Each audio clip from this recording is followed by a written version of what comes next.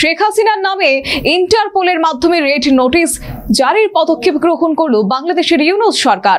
আওয়ামী লীগ নেতৃত্বের দাবি প্রতিহিংসার রাজনীতি করছে ইউনূস। শেখ হাসিনা ও তার পরিবারের সদস্য সহ পলাতক দুর্নীতিবাজদের দেশে ফেরাতে ইন্টারপোলের মাধ্যমে রেড নোটিশ জারির পদক্ষেপ নেওয়া হয়েছে। মঙ্গলবার এক সাংবাদিক বৈঠক করে মোহাম্মদ ইউনূসের দুর্নীতি দমন কমিশনের চেয়ারম্যান আব্দুল মোমেন এমনটাই দাবি করলেন। প্রক্রিয়া তার মধ্যে কি বলে ইন্টারপোলের লাল নোটিশ থেকে শুরু করে প্রায় সবগুলি কাজই হয়েছে। পররাষ্ট্র মন্ত্রণালয়ের পর্যায়ে আলাপ আলোচনা চলছে। সেখান থেকে যদি সাকসেসফুল হয় এবং আমাদের প্রতিবেশী রাষ্ট্র যদি বাংলাদেশের প্রতি ন্যায় বিচার করে, তাহলে সঙ্গত কারণেই তাকে ফেরত দেবেন। আর যদি ফেরত না দেয়, তাহলে ডিপ্লোম্যাটিক সেক্টরে আলাপ আলোচনা চলতে থাকবে এবং একটা সুরাহা নিশ্চয়ই এক সময় হবে।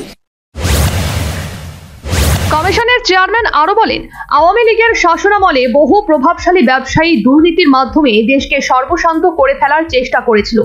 পাশাপাশি চেয়ারম্যান আরো জানান, মেঘনা গোমতী সেতুর টোল আদায়ের কাজে চুক্তিগত অনিয়মের অভিযোগ, দরপত্রে কারসাজি ও সরকারি অর্থ আত্মসাতের অভিযোগে প্রাক্তন প্রধানমন্ত্রী শেখ হাসিনা সহ 17 জনের বিরুদ্ধে মামলা করেছে মোহাম্মদ ইউনূসের দুর্নীতি দমন কমিশন। সংস্থার সহকারী পরিচালক তানজিল হাসান বাদী হয়ে মামলা দায়ের করেন। আত্মগোপনে থাকা জনৈক বাংলাদেশি আওয়ামী লীগের এক নেতা জানিয়েছে, ইউনূস প্রতিহিংসার রাজনীতি করছে বাংলাদেশ। টোল মামলায় দুর্নীতি দমন কমিশনের অভিযোগ, সরকারি নীতি উপেক্ষা করে কম্পিউটার নেটওয়ার্ক সিস্টেম লিমিটেডকে কাজের বরাত দেওয়া হয়। টাকার অঙ্কে কাজের মূল্য নির্ধারণ না করে বরং মোট আদায়কৃত টোলের 17.75% হারে সার্ভিস চার্জ নির্ধারণ করা হয়। এর মাধ্যমে প্রতিষ্ঠানটি মোট 489 কোটি 43,73,000 টাকা বিল পেয়েছে সরকারি কোষাগার থেকে। কমিশনের দাবি, প্রাক্তন প্রধানমন্ত্রী শেখ হাসিনার জন্য বাংলাদেশ সরকারের প্রায় 309 কোটি টাকার ক্ষতি হয়েছে। মামলায় শেখ হাসিনার পাশাপাশি প্রাক্তন মন্ত্রী আমির হোসেন আমু, তোফায়েল আহমেদ, খন্দকার মোশাররফ হোসেন, ওবায়দুল কাদের ও আনিসুল হককে আসামি করা হয়েছে।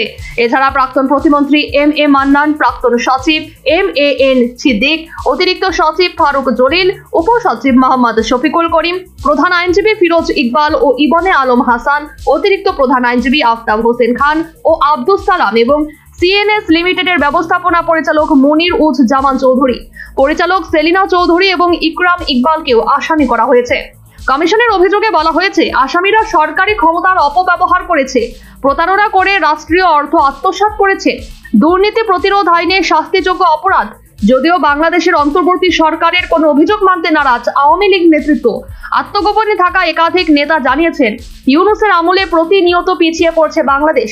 ইউনূস বাংলাদেশের মাটিতে এক ঘৃণ্য রাজনীতি করছেন, নিজের স্বার্থে দেশের ক্ষতি করছে Mohammad Yunus. Bureau report, news vanguard.